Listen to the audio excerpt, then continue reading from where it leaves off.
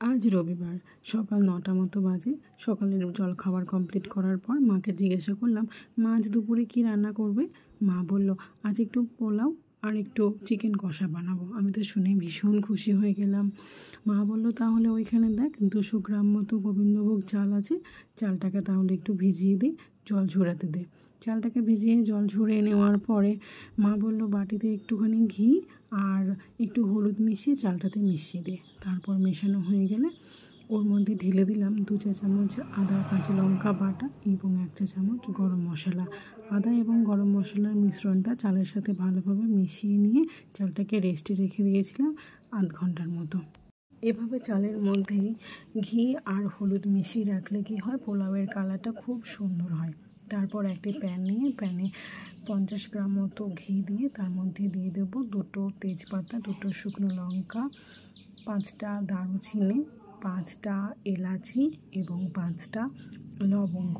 তারপর গরম মশলাগুলো ভালোভাবে নেড়ে নিতে হবে। গরম মশলা থেকে সুন্দর একটা সেন্ট বেরোলে এর মধ্যে দিয়ে দেবো 50 গ্রাম কাজু এবং 30 গ্রাম কিশমিশ।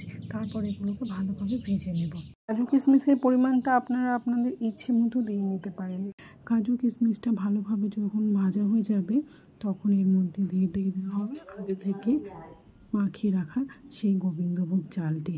গোবিন্দভোগ চালটা দিয়ে ভালোভাবে আবারও মিশিয়ে নেব, একটু ভেজে নিতে হবে।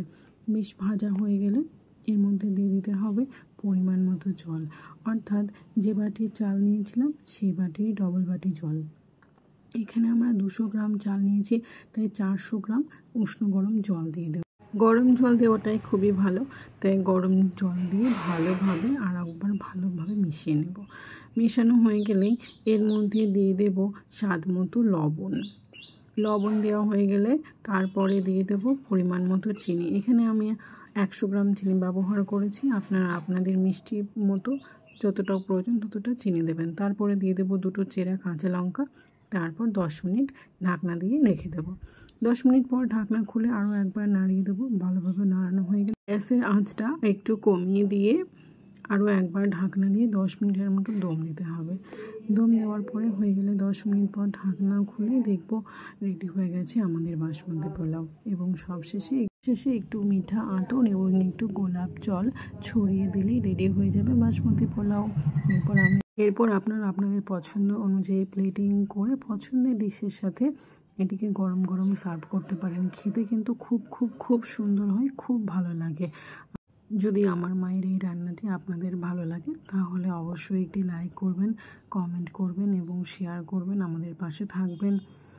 ধন্যবাদ। আমাদের স্বাদিষ্ট ভাজন দ্য টেস্টি ফুড হাবে আপনাদের আসার জন্য অনেক ধন্যবাদ। আজকের মতো আসি, দেখা হবে পরবর্তী কোনো একটি রান্নার ভিডিও।